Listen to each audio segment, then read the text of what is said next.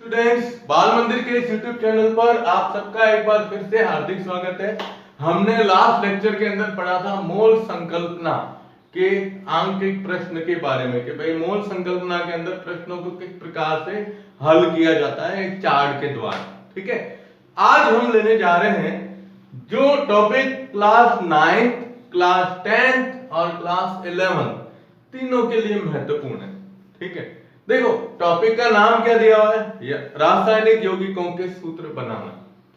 हम केमिस्ट्री जब भी पढ़ते हैं तो केमिस्ट्री के अंदर जनरली क्या होता है कि कोई भी नाम जो होता है ना उसको सूत्र से लिखा जाता है।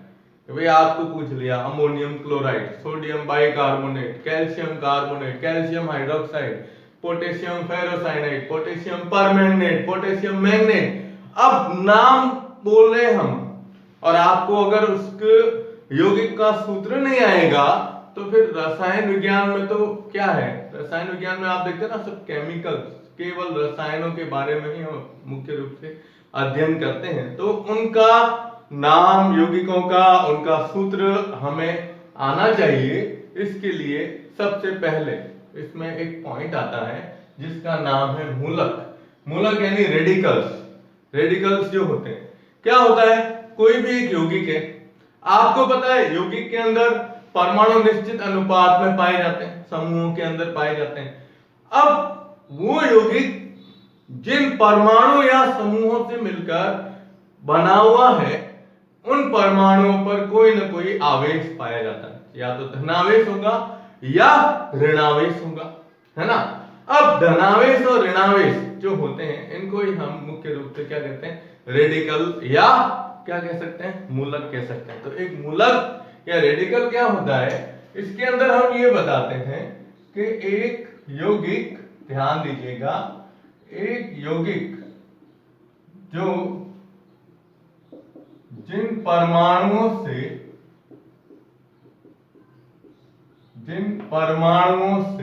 मिलकर बना होता है, मिलकर बना होता है, ठीक है ना, उन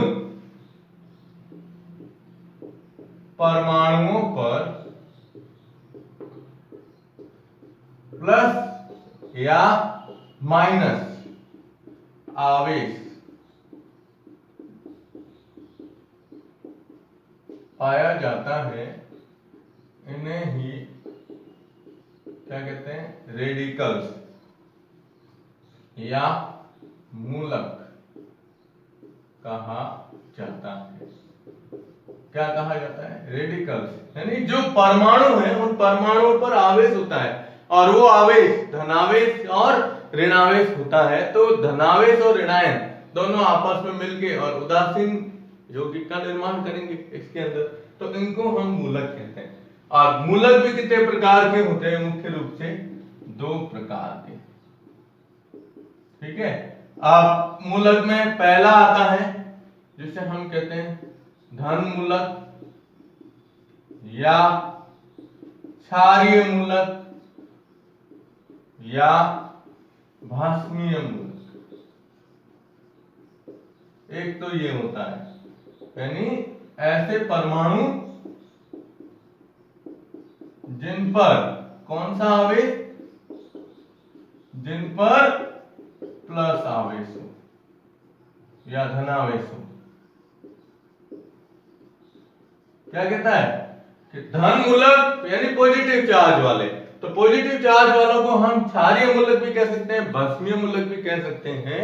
तो ये जो होते हैं, तो ये क्या होते हैं, तो ऐसे परमाणु जिन पर कौन सा आवेश हो, प्लस आवेश उपस्थित होता है, उसे ही हम क्या कहते हैं, धन मूलक के नाम से जाना जाता है ना। और दूसरा आता है ऋण मूलक या इनको अम्लीय मूलक कहा जाता है। क्या कहा जाता है, अम्लीय मूलक। अब ये है ऐसे मूलक या परमाणु जिन पर क्या आवेश हो, माइनस आवेश हो, जिन पर आवेश क्या हो, माइनस आवेश हो, उन्हें हम क्या कहते हैं, ऋण मूलक या कौन सा, अम्लीय मूलक के नाम से जाना जाता है। तो जनरली क्या होता है ना, हम कोई भी सूत्र लिखते हैं तो सूत्रों के अंदर मुख्य रूप से प्लस और माइनस आवेश को लिया जाता है। और दूसरी चीज देखो, अब यहां हमने बोला ना धन मूलक ऋण मूलक, लेकिन क्या होता है कि जो परमाणु जो आवेश में होते हैं इसमें धनायन ऋणायन जो होते हैं, तो धनायन के अंदर एक संयोजी भी होता है, द्विसंयोजी भी होते हैं, त्रिसंयोजी भी होते हैं और चतुस्संयोजी भी होते हैं। इसी तरीके से ऋणायन में भी यही होता है कि ऋणायन प्लस ये सॉरी -1 -2 -3 या -4 आयन वाले भी हो सकते हैं। तो क्या होता है कि जब हम किसी भी यौगिक का सूत्र बनाते हैं तो हमारा उद्देश्य ये होता है कि इन सूत्रों के अंदर एक तरफ धनायन लिखा जाता है, एक तरफ ऋणायन लिखा जाता है और उनके ऊपर आवेश को ऊपर दर्शाया जाता है प्लस माइनस के रूप में, ठीक है। फिर उनका वज्र गुणा करते हैं और वज्र गुणा करने के बाद वज्र गुणा में क्या होता है कि ऋणायन जो होते हैं, ऋणायन की संयोजकता को हम धनायन के नीचे और धनायन की संयोजकता को ऋणायन के नीचे लिखा जाता है। ये अभी अपन इसके अंदर लेते हैं किस प्रकार से इसका सूत्र बनेगा, ठीक है ना। तो वास्तव में देखो सूत्रों को लिखने का तरीका यही है, आपको हो सके जितने धनायन ऋणायन के नाम उनके सूत्र याद होने चाहिए। उन सूत्रों से हम किस प्रकार से इनका नामकरण करते हैं, तो अब आप इसका स्क्रीनशॉट लो। इसके बाद मैं अब जैसे आप इसका स्क्रीनशॉट लोगे ना तो स्क्रीनशॉट के बाद आपको बता दूंगा इसमें पहले कौन से मूलक, धन मूलक क्या होते हैं। धन मूलक जो होते हैं ना, धन मूलक में हम एक संयोजी, द्विसंयोजी, त्रिसंयोजी, चतुस्संयोजी कौन कौन से उनको सारणीबद्ध कर लेंगे। फिर ऋण मूलक को कर देंगे और उसके बाद मैं आपको बता देता हूं, या पहले ऐसे करते हैं, पहले सूत्र बता देता हूं कि कैसे बनेगा जनरली सूत्र, ठीक है। चलिए पहले आप इसका स्क्रीनशॉट ले लो। ओके, अब देखो आप, अब रासायनिक यौगिक का सूत्र लिखने का तरीका क्या होता है। तो सूत्र लिखने के लिए पहले तो अपन क्या करते हैं, जनरली मैं जैसे उदाहरण लूं, जनरली अपन बोलते हैं जैसे सोडियम क्लोराइड, अमोनियम क्लोराइड या फिर सोडियम कार्बोनेट, सोडियम बाइकार्बोनेट, ऐसे जनरली सूत्र जो आते हैं जो आपने 9th 10th के अंदर पढ़ रखे हैं। अब ये है कि हम 11th क्लास के अंदर हैं, तो 11th क्लास के अंदर जरूरी नहीं है कि ये इतने छोटे सूत्र ही आए। अब आप 11th में हो तो उसके हिसाब से सूत्र भी बड़े आ सकते हैं, है ना। तो देखो ये यौगिक का सूत्र लिखना, अब यौगिक का सूत्र लिखने के लिए आपके पास में पहले सारणी होनी चाहिए। तो चलो पहले एक जनरल उदाहरण ले लेता हूं, फिर अपन सारणी के हिसाब से लेते हैं, ठीक है। देखिए जैसे सबसे पहले तो क्या होता है कि आयनों को लिखिए,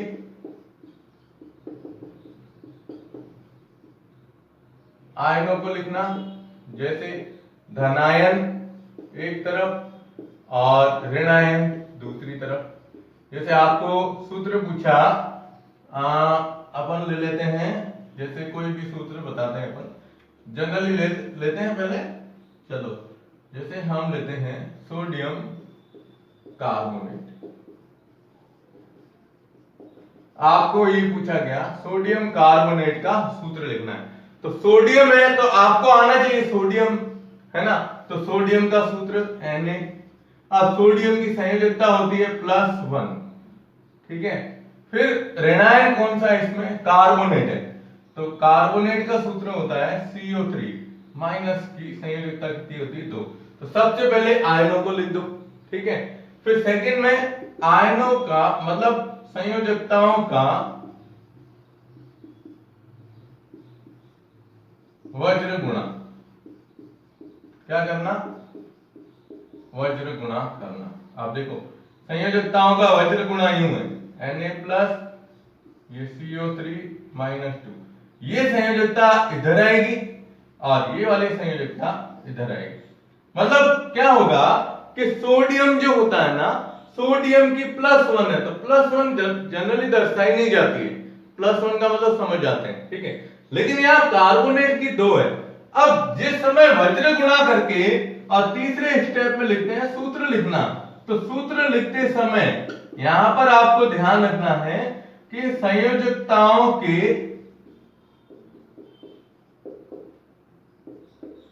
ऊपर या संयोजकताओं के साथ लगे आवेश नहीं दर्शाए जाते हैं। मतलब फिर इसमें आपको आवेश नहीं दर्शाना है। आवेश मतलब ये जो आगे लिखा हुआ है, अब ये वाली आएगी इधर। कैसे? इसमें क्या लिखते हैं? ऋणायन की संयोजकता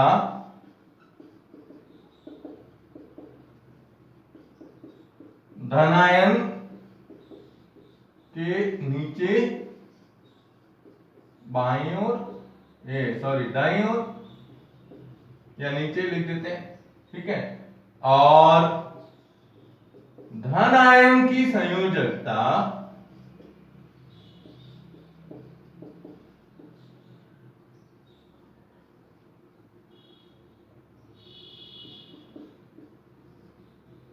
ऋण आयन के नीचे दर्शाई जाती है।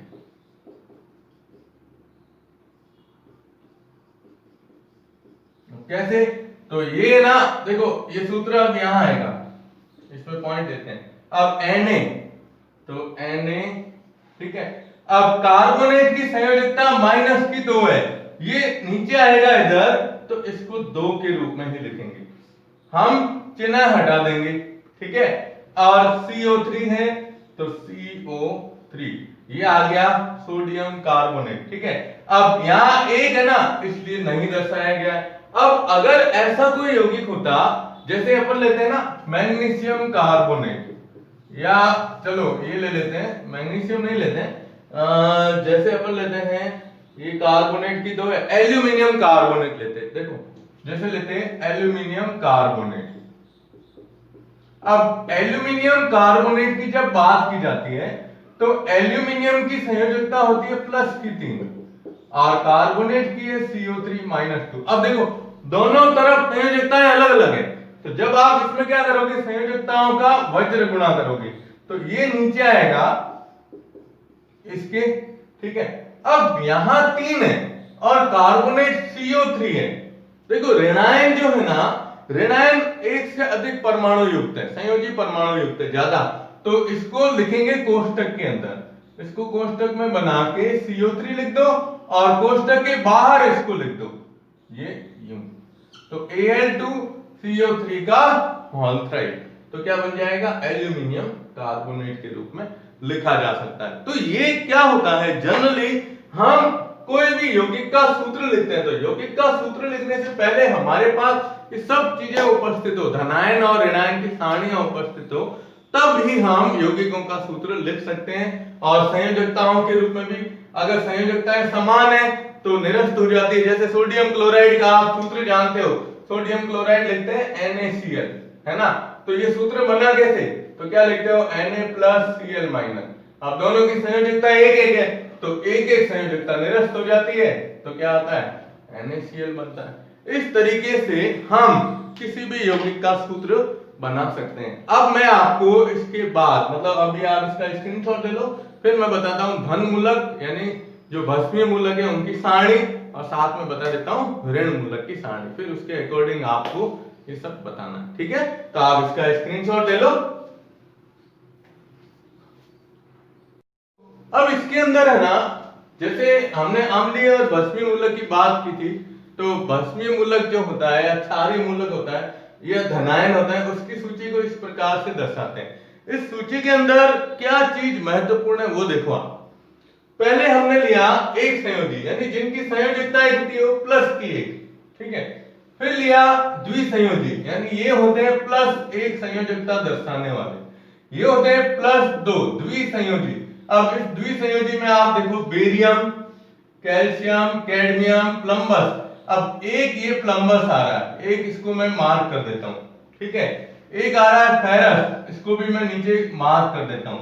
एक आता है स्टेनस, इसको भी मार्क कर देता हूं, इसका रीजन है, ठीक है।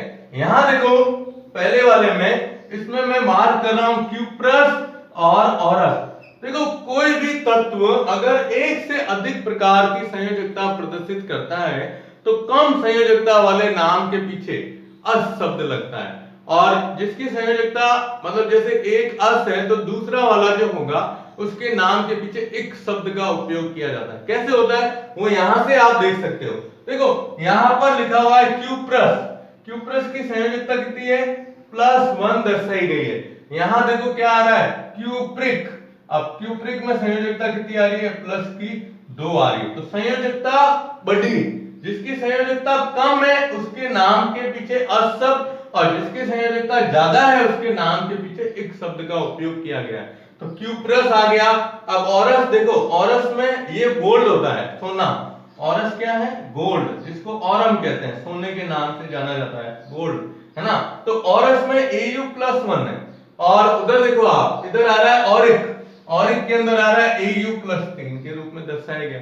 तो ये संयोजकता चेंज हुई, है ना। यहां देखो स्टेनस और फेरस प्लम्बस ये आ रहे ना। अब इधर देखो इस तरफ यहां पर आ रहा है आपके फेरस से बना फेरिक, फेरिक +3। अब यहां हमने दिया प्लम्बस +2 तो उधर क्या आ रहा है प्लम्बिक +4 आ रहा है।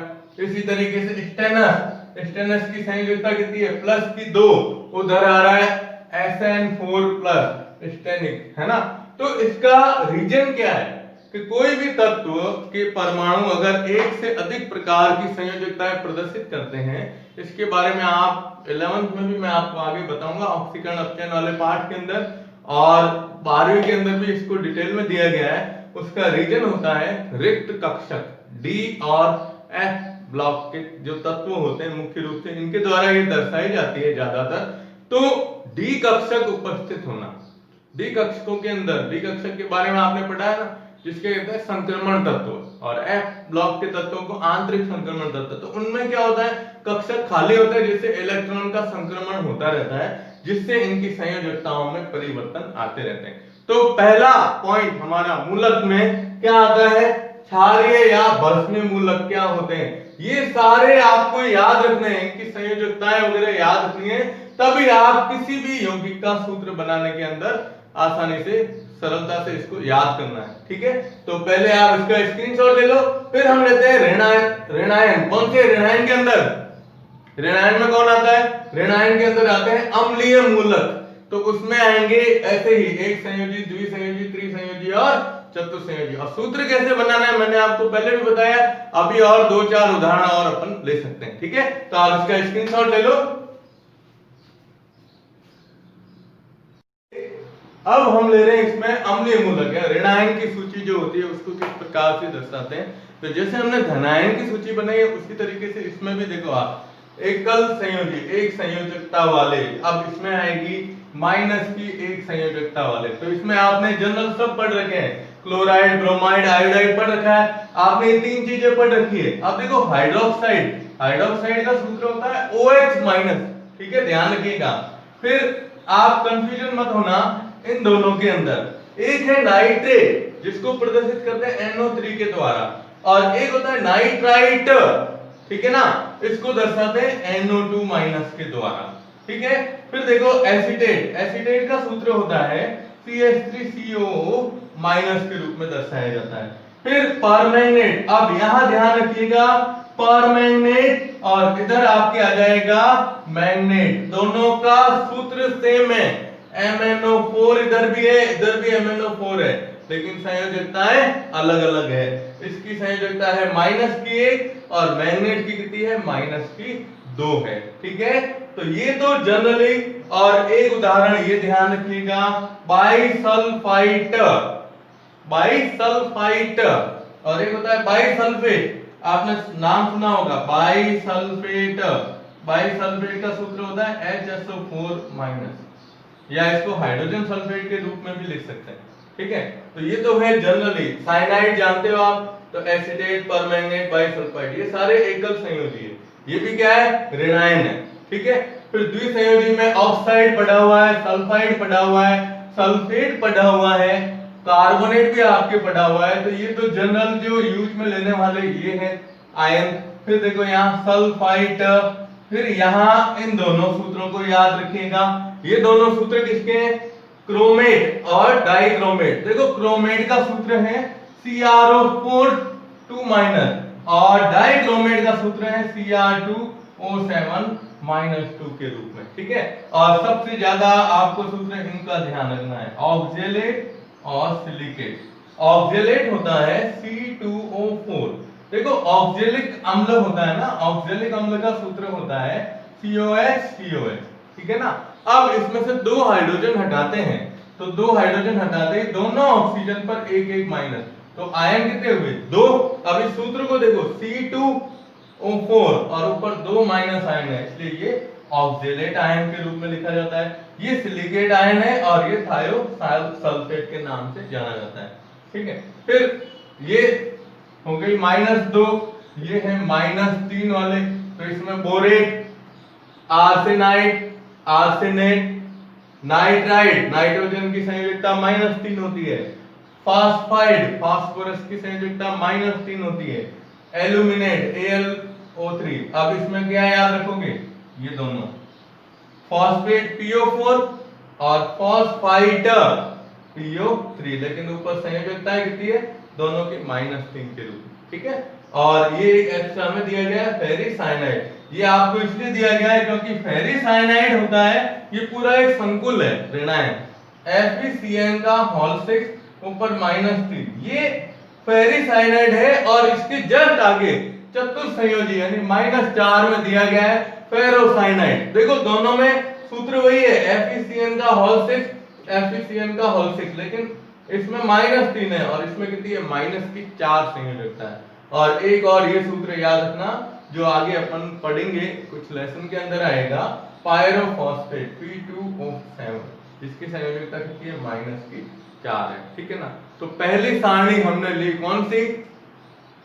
घनमूलक। दूसरी सारणी है ऋणमूलक। अब मैं इनमें से कुछ 2 या 3 महत्वपूर्ण उदाहरण, 3 उदाहरण मैं आपको बता देता हूं सूत्र कैसे बनता है, और 2-3 आपको दे रहा हूं ताकि आप और हो सके जितनी ज्यादा प्रैक्टिस कीजिएगा, ताकि हमें, अब सोच लो आप कितने ज्यादा यौगिकों के नाम हम खुद बना सकते हैं, ठीक है। तो आप इसका स्क्रीनशॉट ले लो,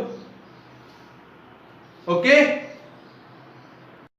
अब ये आपके सामने कुछ उदाहरण कि भाई हमने जो सारणियां ली है, इन सारणियों में सबसे महत्वपूर्ण कौन कौन से। एक चीज और बता देता हूं, हमारे 11th क्लास के अंदर जब हम प्रैक्टिकल करेंगे तो प्रैक्टिकल प्रयोगशाला लैब के अंदर मुख्य रूप से कौन कौन से, जैसे हम टाइट्रेशन करेंगे, अनुमापन, तो अनुमापन के अंदर सबसे ज्यादा काम में लिया जाता है पोटेशियम परमैंगनेट, जिसे हम अपनी भाषा में लाल दवा के नाम से जानते हैं, लाल दवा जिसे कहते हैं, ठीक है।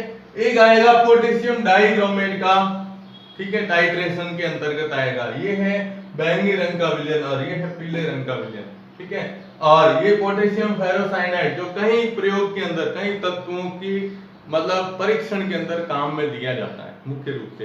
तो ये इनके सूत्र बनाने हैं, तो इनके सूत्र बनाने के लिए देखो सबसे पहले मैंने क्या कहा, आप इसमें देखो ये पहला हमेशा धनायन होता है, दूसरा ऋणायन होता है ना। अब धनायन का सूत्र पोटेशियम, पोटेशियम का सूत्र होता है K+1, पोटेशियम की संयोजकता 1, ठीक है। परमैंगनेट, परमैंगनेट सूत्र होता है MnO4, इसकी संयोजकता भी कितनी होती है? -3। पहले आप इन सबकी संयोजकताएं लिख दो। अब उधर भी पोटेशियम लिखा है, तो पोटेशियम संयोजकता कितनी होती है? +P1। फेरोसाइनाइड FeCN का होल 6, लेकिन इसकी संयोजकता होती है -4। अभी अपन ने लिया था ना लास्ट -4।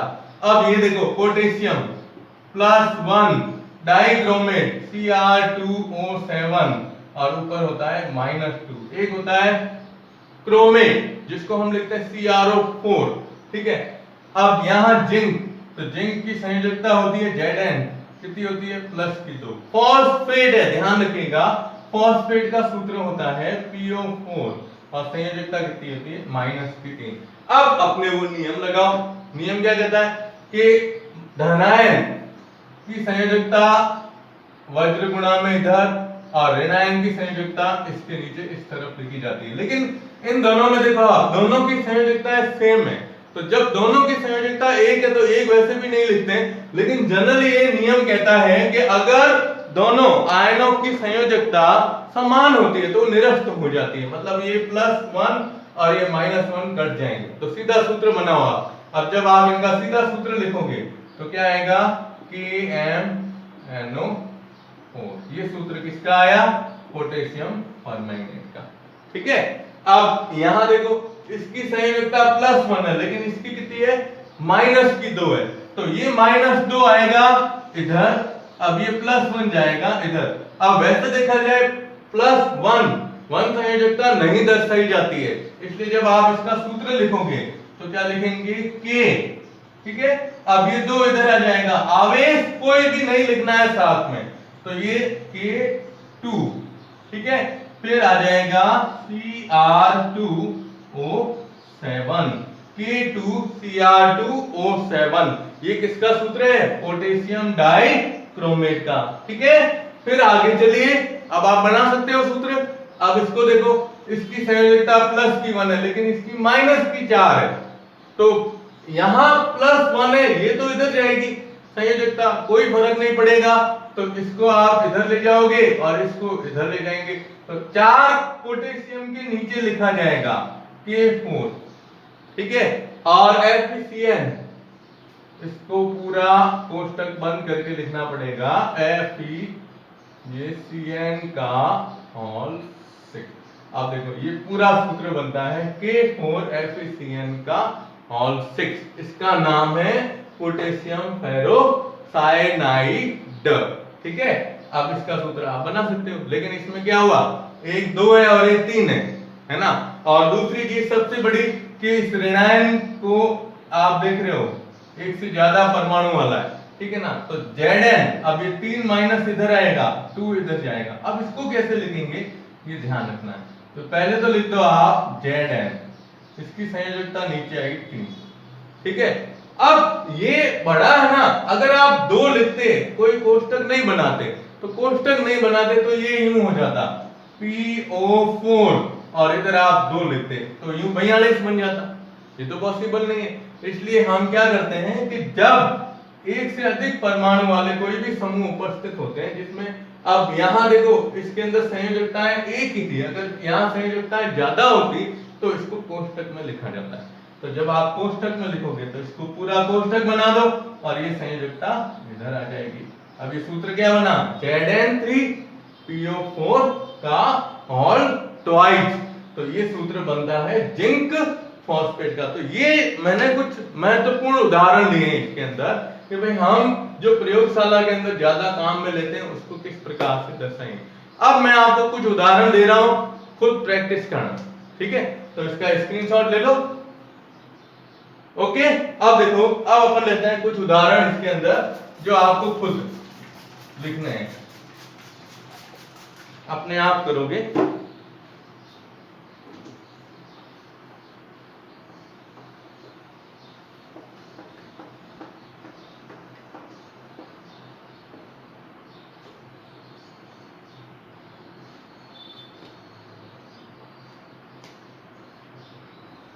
अब जैसे एग्जाम्पल में कुछ डबल भी आ, जैसे सोडियम ऑक्जेलेट, सोडियम ये लिख देते हैं अपन, सोडियम कार्बोनेट ले लिया अपन ने, तो सोडियम आयोडाइड पहला, दूसरा आर्सेनिक सल्फाइड, आर्सेनिक सल्फाइड, तीसरा हमने लिया जैसे स्टेनिक क्लोराइड, स्टेनिक क्लोराइड, ठीक है, और चौथा ले लिया जैसे पोटेशियम क्रोमेट, डाइक्रोमेट का पहले ले लिया, अब आपको दे दिया पोटेशियम क्रोमेट। ठीक है, और एक जैसे दे दिया सोडियम बाइसल्फाइड, सोडियम बाइसल्फाइड, ठीक है, और जैसे आ गया अपने अमोनियम ऑक्जेलेट, अमोनियम ऑक्सेलेट, ठीक है। 6 7वां जैसे अपने आता है, अब सोडियम कार्बोनेट, कैल्शियम कार्बोनेट, ये तो जनरली आ गया। चलो एक ले लेते हैं आपके एल्यूमिनियम। एल्यूमिनियम का उदाहरण आया नहीं अभी तक। चलो एल्यूमिनियम ऑक्साइड, ठीक है। और 8वां जैसे अपन ने ले लिया पोटेशियम, ये आ गया जिंक। जिंक का हमने उदाहरण ले लिया है। थर्ड में जैसे जिसकी संयोजकता +3 है, तो +3 के हिसाब से जैसे अपन एक एग्जांपल मैं आपको दे देता हूँ। हाँ, फेरिक, ये प्लस का दे दिया आपको, इसका आर्सेनिक का उदाहरण दे दिया है, ठीक है। 4 के अंदर तो प्लम्बिक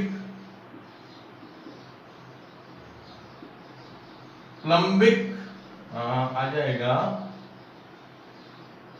सल्फाइड, ठीक है।